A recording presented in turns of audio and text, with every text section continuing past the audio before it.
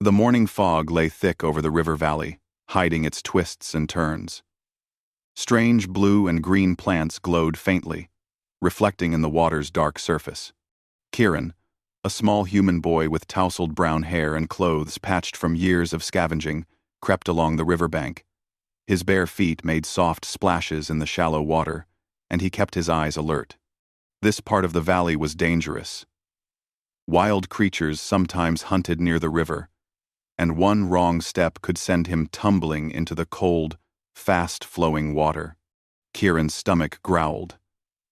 He had found nothing to eat since dawn, and his small pack held only a few scraps of dried bread. But hunger alone would not make him leave the river's edge. He had learned long ago that the valley demanded more than caution, it demanded attention. Every sound mattered. Every shadow counted. A sudden cry made him freeze. It was weak, trembling, and desperate. He scanned the river. His sharp human eyes caught a movement among the glowing reeds, a figure struggling against the current. It was a girl, small and fragile-looking, but clearly not human. Her skin was pale with a faint shimmer, and her legs seemed twisted, unable to hold her weight properly. She flailed, water rushing over her, her arms grasping at nothing. Kieran's heart leapt. He didn't know her species, he had seen strange creatures before, but he knew one thing clearly. She was in trouble. Without thinking, he waded into the river. The water was icy, biting at his calves, and the current tried to push him sideways. Still, he moved carefully, using stones and fallen branches to steady himself. "Hold on!" he shouted, his voice loud but not frantic. "I'm coming!" The girl's eyes met his, wide and terrified. She tried to speak, but the river swallowed her words. Kieran saw the problem immediately. One leg was bent at an impossible angle, her foot dragging uselessly in the water. There was no way she could make it to the far bank alone. Kieran scanned quickly. He found a thick branch, lying partly in the water, heavy enough to hold some weight, but light enough to move. Using all his strength, he wrenched it free and balanced it across two larger rocks, forming a rough bridge. "Come on! Step carefully," he called. The girl hesitated.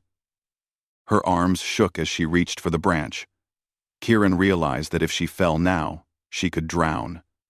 He took a deep breath and waded closer, letting the current push against him.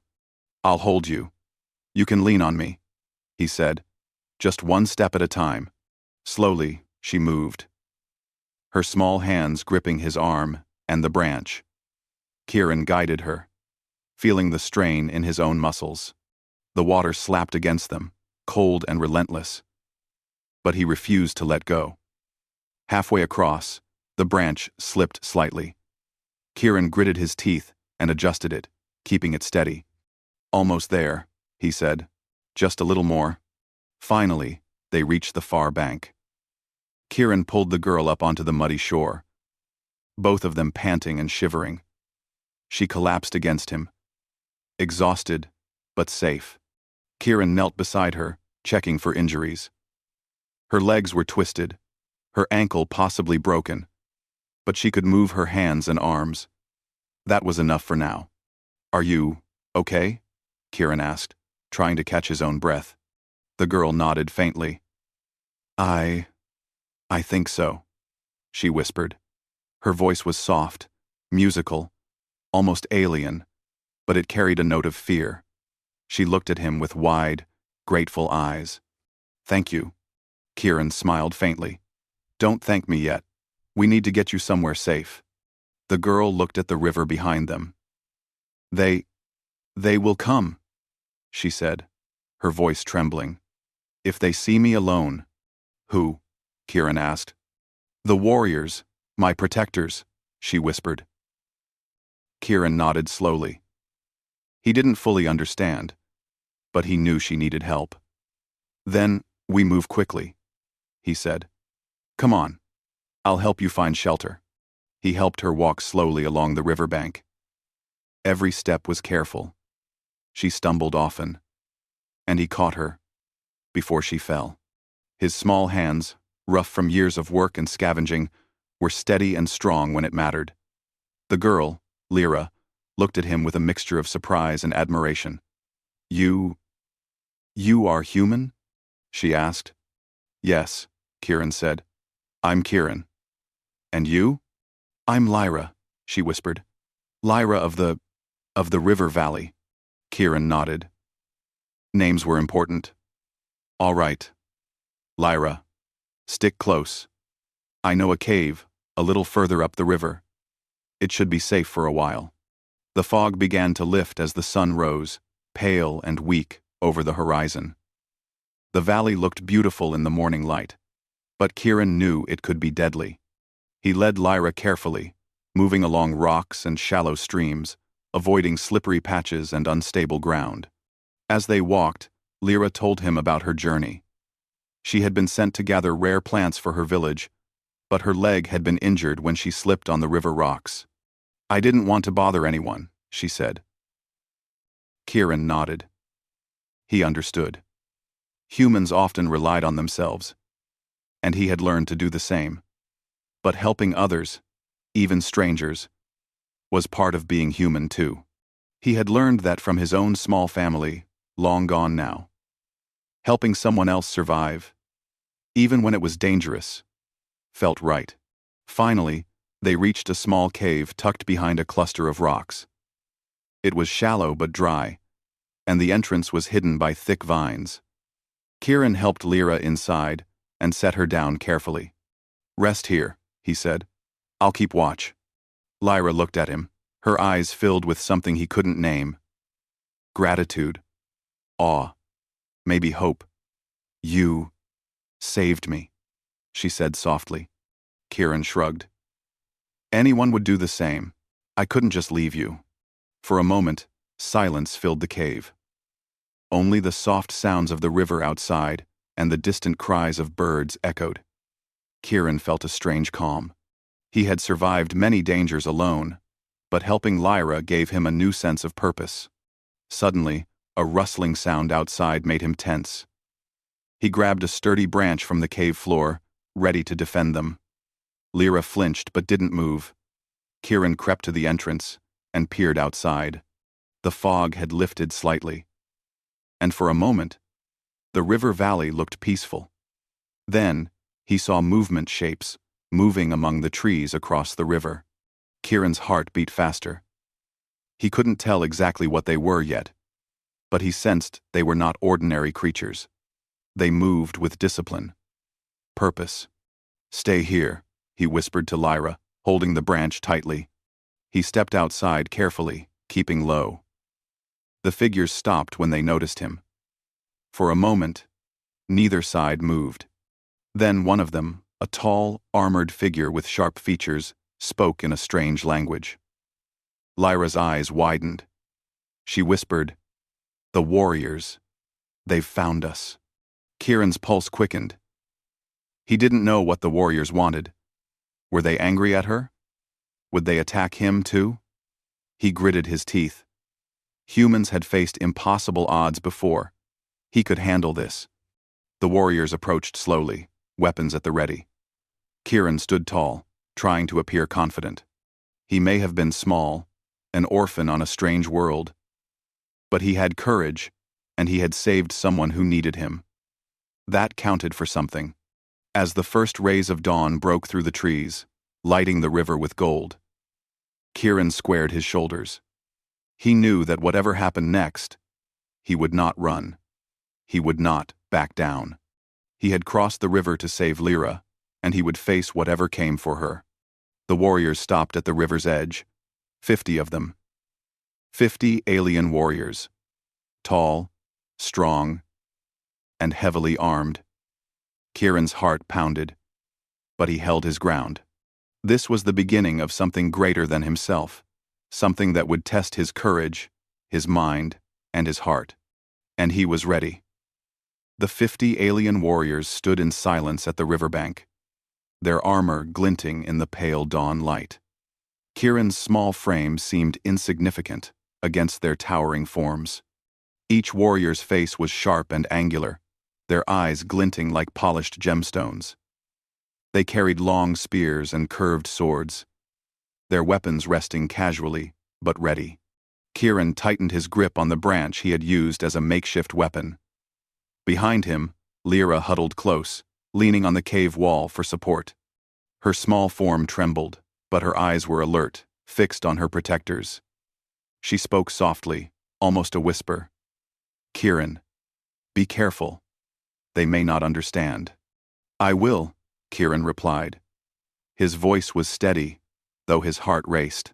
He had faced dangers before, wild beasts, treacherous terrain, but never a group like this. These were trained warriors, guardians of their world. Humans were fragile in comparison. Yet he refused to step back. The largest of the warriors stepped forward. His armor was silver, etched with intricate patterns that glowed faintly. His voice was deep and resonant, speaking in the alien language. Kieran did not understand the words, but he felt the weight of authority in every syllable. Lyra stepped forward, her voice clear and trembling as she translated. "They ask, 'Why are you with me? Who are you to touch me?'" Kieran squared his shoulders. He did not flinch. "My name is Kieran. I saw her struggling in the river. I helped her. That is all." The warriors exchanged glances, their movements precise, almost synchronized. They were silent for a long moment, studying Kieran with piercing eyes. Then, one of the younger warriors, shorter but muscular, stepped forward. He spoke again in the alien tongue, and Lyra translated, "They doubt your strength and your intentions. You are human. Humans are small, weak, and reckless. Why should we trust you?" Kieran took a deep breath. He knew he could not argue with words alone. He needed to show them something they could understand. Courage, honesty, and human ingenuity. "I am weak," Kieran admitted. "I am small. But I know right from wrong. I act when it matters. I saved Lyra because no one deserves to die trying to cross a river. I do not ask for reward. I only ask to help her safely." The warriors paused again, their expressions unreadable. Then the leader spoke, his voice calm but firm. Lyra's translation carried the weight of command. "Words mean little. We will test you." Kieran's heart skipped a beat. "Challenges?" he asked.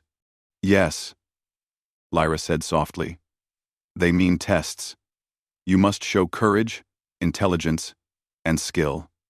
Only then will they accept you." Kieran nodded. He had faced challenges before, though never like this. He could survive. He could prove himself. The warriors led them to a clearing deeper in the forest. The ground was uneven, covered in roots and moss. Strange plants, with glowing flowers, dotted the area. The leader signaled, and a series of obstacles appeared, fallen logs forming barriers, narrow stone paths over rushing streams, and small mechanical devices that clicked and hummed. "This is the first test," Lyra said. "They want to see if you can think quickly, move carefully, and protect me." Kieran studied the course. The logs were slick with moss. The streams were deeper than they looked, and the devices. "Stay close," he whispered to Lyra. "I'll get us through." The first obstacle was a narrow log suspended over a stream. Kieran went first, moving slowly, arms outstretched for balance. The log wobbled, and water splashed below, but he kept his footing. Lyra followed, gripping his hand tightly. A clicking device triggered as they passed. A low, buzzing sound filled the air. Kieran reacted instantly, leaping aside just as a small energy trap discharged harmlessly to the side. Lyra gasped, but did not fall.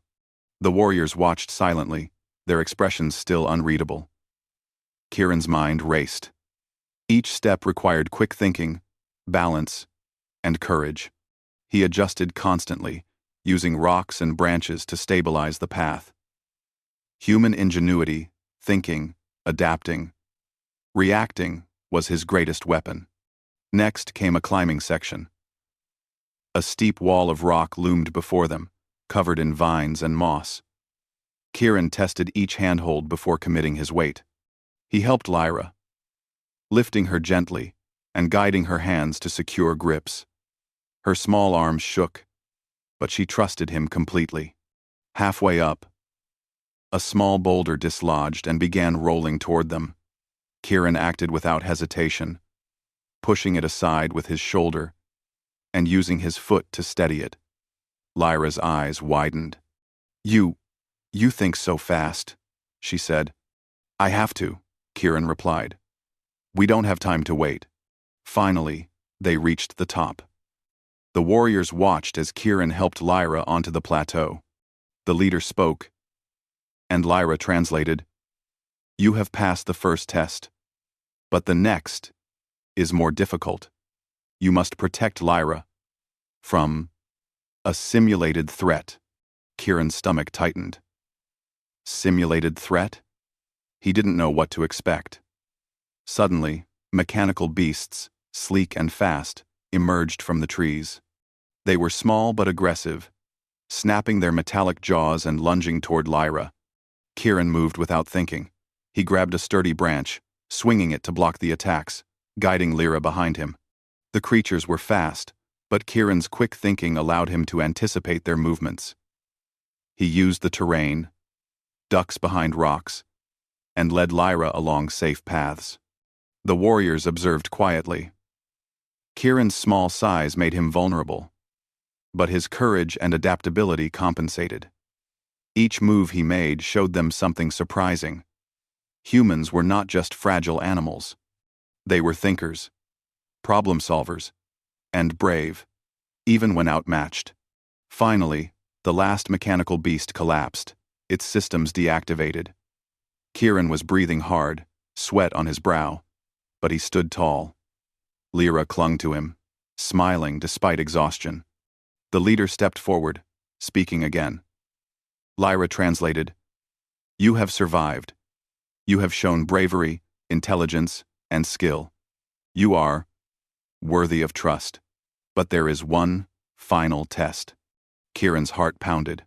One final test. He didn't know what it would be, but he knew he would not back down. Humans never did. The warriors led them deeper into the forest, where the terrain grew wilder. The trees twisted into strange shapes, roots forming natural barriers. Suddenly, a shadow moved overhead. A large, predatory bird-like creature swooped down. Its talons extended. Kieran acted instinctively. He grabbed a nearby branch and swung, striking the creature and startling it. It shrieked and veered away, but not for long. He needed a better plan. He scanned the area and noticed a narrow canyon nearby, perfect for setting a trap. Using vines, rocks, and his own ingenuity, Kieran created a snare. The creature lunged, and the trap triggered, tangling its legs. It screeched, but could not move. The warriors watched in silence, then slowly nodded in approval. Kieran had done what they thought impossible. He had faced danger, protected Lyra, and used his mind to overcome a threat far stronger than himself. Lyra looked at him with awe. "Kieran, you are amazing. I have never seen anyone like you." Kieran shrugged, a small smile on his face. "I just do what I have to. That's all." The leader of the warriors approached, his armor catching the morning light. Lyra translated, "You have proven yourself. You are brave, clever, and loyal. We respect you. But know this true danger is coming. This was only a test. You will face more challenges, greater than these. Are you ready?" 2. Kieran looked at Lyra, then at the warriors. His small body, scarred by years of hardship, stood tall. He nodded. "I'm ready," he said. The warriors stepped back, allowing him to pass. Kieran felt something he had never felt before, a sense of belonging. Humans were not the strongest, not the fastest, but they had something else. Courage, compassion, and the ability to rise against impossible odds. He had shown it today, and the warriors had seen it. As the sun climbed higher, the forest seemed less threatening. Kieran knew this was only the beginning. There would be more tests, more dangers, and perhaps enemies he could not yet imagine. But he also knew something else. He was not alone. He had Lyra, and now he had allies, warriors, who had once doubted him, but now respected him. For the first time in his life, Kieran felt hope, not just for survival, but for something greater, a chance to prove that even one small human could make a difference in a vast, alien world. And so, with Lyra at his side, he stepped forward into the unknown, ready for whatever came next.